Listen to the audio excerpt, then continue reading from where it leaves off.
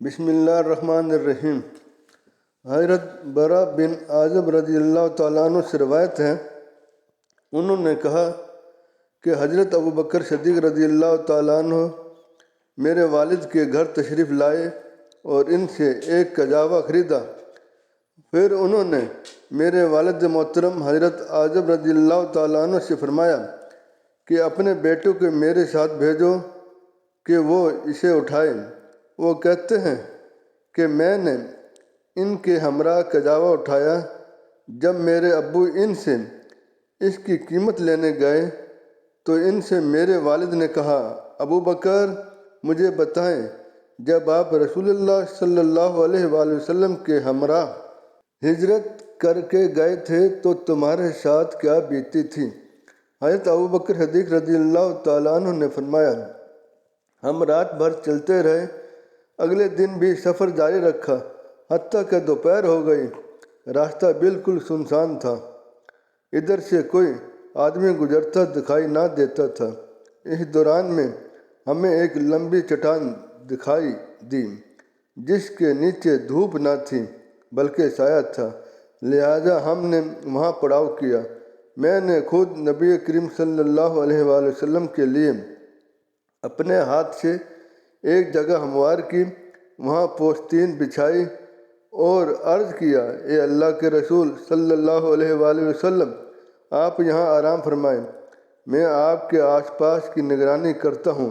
چنانچہ آپ سو گئے اور میں آس پاس کے حالات کا جائزہ لینے کے لیے نکلا۔ اتفاق سے مجھے ایک چرواہا ملا، وہ بھی اپنی بکریوں کے ریوڑ کو اس چٹان کے سائے میں لانا چاہتا تھا جس کے نیچے ہم نے پڑاؤ کیا تھا۔ میں نے اس سے پوچھا، برخوردار تو کس قبیلے سے ہیں؟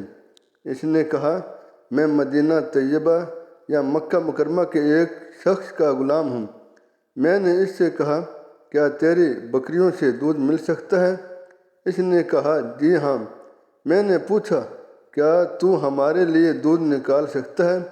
اس نے کہا، ہاں۔ چنانچہ وہ ایک بکری پکڑ لایا تو میں نے اس سے کہا، اس کے تھنوں کو مٹی، بالوں اور دوسری الیسوں سے پاک کرو۔ راوی بیان کرتے ہیں کہ میں نے برا بن عازب رضی اللہ تعالیٰ عنہ کو دیکھا، انہوں نے اپنا ہاتھ دوسرے ہاتھ پر مار کر تھن جھاڑنے کی صورت بیان کی۔ بہرحال اس نے لکڑی کے پیالے میں دودھ نکالا۔ میرے پاس ایک چھاگل تھی جو میں مکہ سے نبی کریم صلی اللہ علیہ وآلہ وسلم کے لیے لایا تھا۔ آپ صلی اللہ علیہ وآلہ وسلم اس سے پانی پیتے اور وضو بھی کرتے تھے۔ میں نبی کریم صلی اللہ علیہ وآلہ وسلم کی خدمت میں آیا تو آپ کو بیدار کرنا مناسب خیال نہ کیا، لیکن اتفاق یہ ہوا کہ جب میں آپ کے پاس آیا تو آپ بیدار ہو چکے تھے۔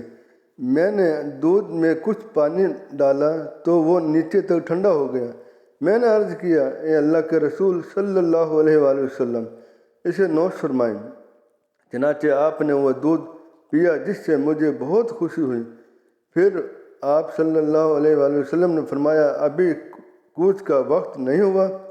میں نے عرض کیا، کیوں نہیں، اب چلنے کا وقت ہو چکا ہے۔ چنانچہ ہم سورج ڈھلنے کے بعد وہاں سے چل پڑے۔ دوسری طرف سراقہ بن مالک ہمارا پیچھا کرتا ہوا وہاں آ پہنچا۔ میں نے کہا، اے اللہ کے رسول صلی اللہ علیہ وسلم، کوئی ہمارے پیچھے آ رہا ہے۔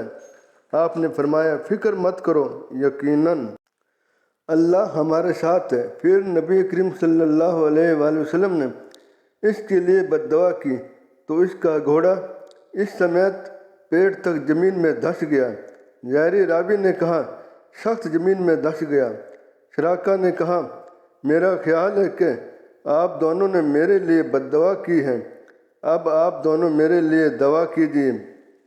اللہ کی قسم، آپ سے میرا وعدہ ہے کہ میں آپ کو تلاش کرنے والوں کو واپس کر دوں گا۔ چنانچہ نبی کریم صلی اللہ علیہ وآلہ وسلم نے اس کے لیے دعا فرمائی تو اس نے زمین سے نجات حاصل کی۔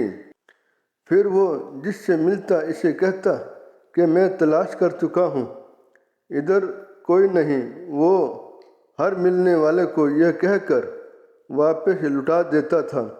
حضرت ابوبکر صدیق رضی اللہ تعالیٰ عنہ نے فرمایا، اس نے ہمارے ساتھ جو وعدہ کیا اسے پوری طرح نبھایا۔